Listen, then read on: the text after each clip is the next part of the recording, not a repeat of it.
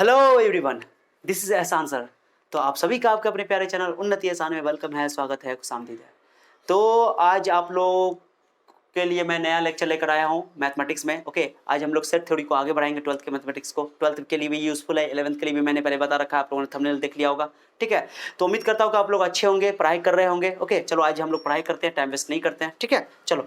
तो आज जो हम लोग पढ़ने जा रहे हैं वो न्यू टॉपिक है, pictorial representation of a set. Okay, जल्दी हम लोग सेट को खत्म करेंगे, सो डोंट वरी। आप लोग खाली पढ़ते रहो, नोट्स बनाते रहो, कॉपी कलम लेके बैठ जाओ, पढ़ाई करने में लग जाओ और खूब नोट करो। बिना कॉपी नोट किए मत बैठो, ठीक है, बिना कॉपी कलम के पढ़ाई नहीं करो। ऑनलाइन अगर पढ़ाई का फायदा उठाना चाहते हो तो कॉपी कलम लेकर बैठो, छोटी छोटी बातों को आप लिख लो, नोट कर लो। ठीक है, चलो मैं आपको इसका स्क्रीनशॉट का मौका भी दूंगा।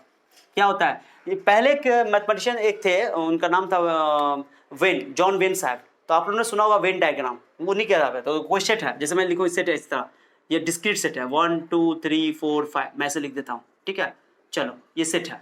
एक सेट बी है, आप लोग ध्यान देना, एक सेट है 4 5 6 7 कुछ इस तरह करके दिया हुआ है। ठीक है, चलो एक सेट यू है, मैं आपको समझा रहा हूँ, ये एक थ्योरी भी मैं दे दूंगा आपको। ठीक है, तो 1 2 3 4 5 6 7 8 9 10 इस तरह करके।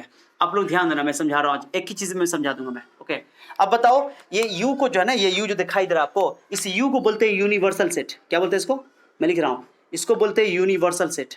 Sir what do mean by universal set, बहुत आसान आपको समझ में आ जाएगा।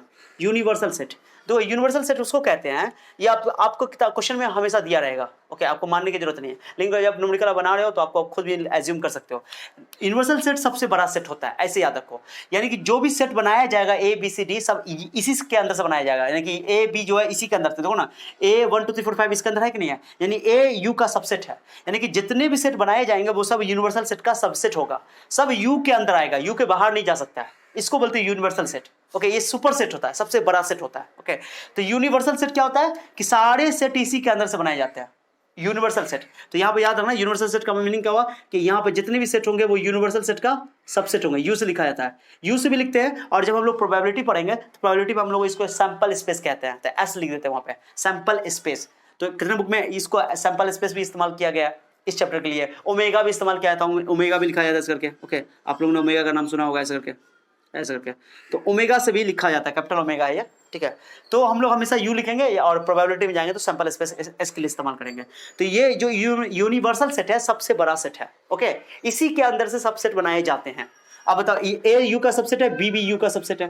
मैंने पहले बोल दिया कि सारे सेट इसी के अंदर से, जितने सेट बनेंगे ए बी सी डी कितने भी सेट हो जाए कोई फर्क नहीं पड़ता है, तो वो सभी यूनिवर्सल सेट का सबसेट होगा और यूनिवर्सल सेट सबका सुपर सेट होगा, सबसे बड़ा सेट। अब मैं एक चीज बताता हूं आपको, चलो यूनिवर्सल आप देखो क्या है। तो एक वेन साहब थे, जॉन वेन साहब। ओके, उन्होंने सेट को सेट की अंडरस्टैंडिंग को अच्छे तरीके से समझने के लिए उन्होंने सेट को पिक्टोरियली रिप्रेजेंट किया, पिक्चर के द्वारा दिखाया, फिगर के द्वारा दिखाया। आप सुनो मेरी बात को, जो यूनिवर्सल सेट होगा जनरली ये रूल है कि उसको हम लोग रेक्टेंगल से रिप्रेजेंट करेंगे, रेक्टेंगल से। रेक्टेंगल मतलब आयत। ओके, तो कभी भी यूनिवर्सल सेट को रिप्रेजेंट करना होगा फिगर के जरिए, पिक्चर के जरिए, पिक्टोरियली उसको रिप्रेजेंट करना होगा। तो हम लोग डायग्राम बनाने के लिए उसके लिए यूनिवर्सल सेट के लिए हम लोग ये बनाएंगे, रेक्टेंगल, आयत बनाएंगे। ये आयत है आपका, ठीक है, रेक्टेंगल बना देंगे। चलो ठीक है, उसके बाद ये यूनिवर्सल सेट का ये रिप्रेजेंटेशन हुआ। याद रखना बात को, मैं इसलिए हेडिंग दिया हूं pictorial representation of a set. Set को पिक्चर के जरिए कैसे दिखाएंगे, ऐसे आपकी अंडरस्टैंडिंग अच्छी होगी, सेट की कंसेप्ट अच्छे से क्लियर होंगे। खास तौर से ये कंसेप्ट आपको आगे भी काम आएगा। उसके बाद आपको जब प्रोबेबिलिटी आप पढ़ोगे ना, तो प्रोबेबिलिटी में इसका बहुत ज्यादा एप्लीकेशन है, बहुत मजा आएगा आपको समझने में। जब आप इस पिक्टोरियल रिप्रेजेंटेशन समझ जाओगे, मजा आ जाएगा वो सवाल बनाने में। अभी कुछ दिन बाद आपको अगले लेक्चर में यूज हो जाएगा इसका। ठीक है, तो ये सेट की अंडरस्टैंडिंग को बेहतर करने के लिए, बेहतर तरीके से समझने के लिए आपको ये पिक्टोरियल रिप्रेजेंटेशन समझ में आना चाहिए। तो यूनिवर्सल सेट को हम लोग रेक्टेंगल से रिप्रेजेंट करते हैं, आयत से रिप्रेजेंट करते हैं।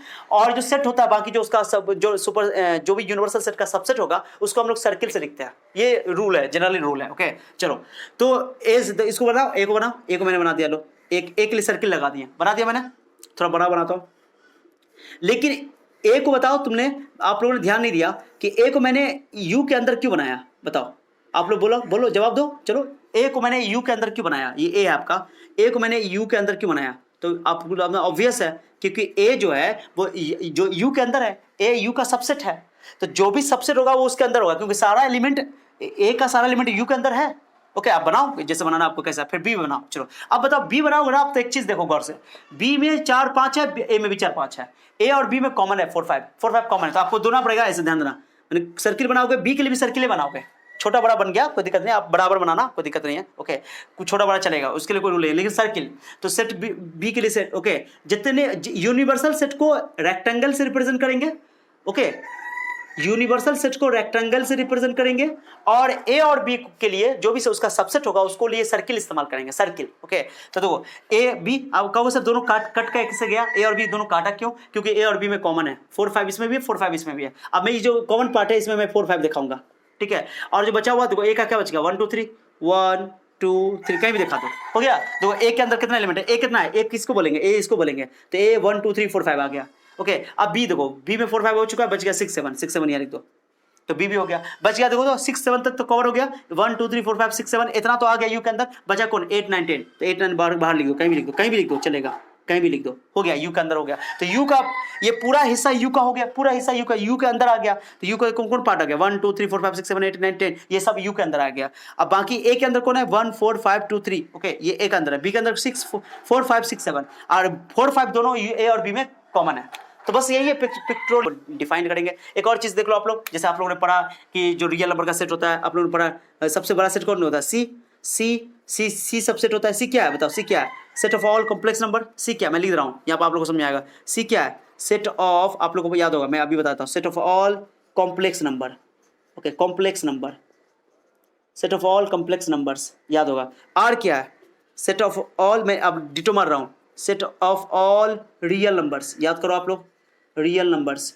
उसके बाद आपको मैं बता दूं, यहाँ पे मैंने बताया था क्यू क्या है, क्यू क्या है, set of all rational numbers, याद करो, रेशनल नंबर्स याद करो, रेशनल नंबर्स, रेशनल नंबर्स। उसके बाद सी आर क्यू, उसके बाद क्यू के बाद मैं लिख दूँ जेड, याद होगा, सेट ऑफ ऑल इंटीजर्स, याद है इंटीजर्स। ओके इंटीजर्स बोलते हैं जिसमें प्लस माइनस वाला नंबर आ जाता है नेचुरल नंबर के साथ साथ। ओके इंटीजर्स, इंटीजर्स खाली लिख दो। उसके बाद मैंने बताया जेड प्लस, जेड प्लस क्या होता है सर, जेड प्लस होता है set of all, okay positive integers, positive integers, इसी को नेचुरल नंबर का सेट भी बोलते हैं, इसी को सेट ऑफ नेचुरल नंबर बोलते हैं, सेट ऑफ नेचुरल नंबर, इसी को बोलते हैं set of natural number. N ही होता है, ओके एन हो गया। उसके बाद मैं लिख दूँ W, set of all whole numbers, set of all, okay whole numbers, set of all whole numbers, याद रखो, सेट ऑफ मैंने लिख ही दिया यहाँ पे, set of all whole numbers, whole numbers. Whole numbers कहाँ से स्टार्ट होता है, जीरो से, जीरो से लेकर 1 तक, 0 1 2 3 4 5 यहाँ तक जाओ, काउंटिंग नंबर में जीरो लगा दो। और एन क्या होता है, set of all natural number, ये सबसे छोटा हो गया, सेट ऑफ ऑल, सब इनफाइनाइट नंबर है, सेट ऑफ ऑल मैंने लिख दिया यहाँ पर, set of all natural numbers, आपको पता होगा इसका, नेचुरल नंबर्स, नेचुरल नंबर्स। चलो नेचुरल नंबर्स के लिए मैं लिख देता, नंबर लिख देता, ठीक है। तो उम्मीद करता हूँ आप लोगों को समझ में आ गया होगा ये पूरा। तो ये इसका लिए अभी फिगर तुम ड्रॉ कर सकते हो। सबसे बड़ा कौन सेट है, सी, तो सी के लिए बड़का देखो सर्किल, देखो मैं पहले बनाता हूँ, मैं नेचुरल नंबर बनाऊंगा, डब्ल्यू बनाऊंगा, जेड जेड पॉजिटिव एन की बराबर हो गया, सबसे छोटा कौन है एन डब्ल्यू, ओके उसका जेड क्यू आर, तो 1 2 3 4 5 6 6 दो दो मैं बना रहा हूँ, एक मैं आपको धीरे धीरे करके बनाता हूँ, समझाता हूँ। चलो छोटा बनाता हूँ, 1 2 3 4 5, ए सर बुड्ढे सर या गुड मिस्टेक हो गया, चलो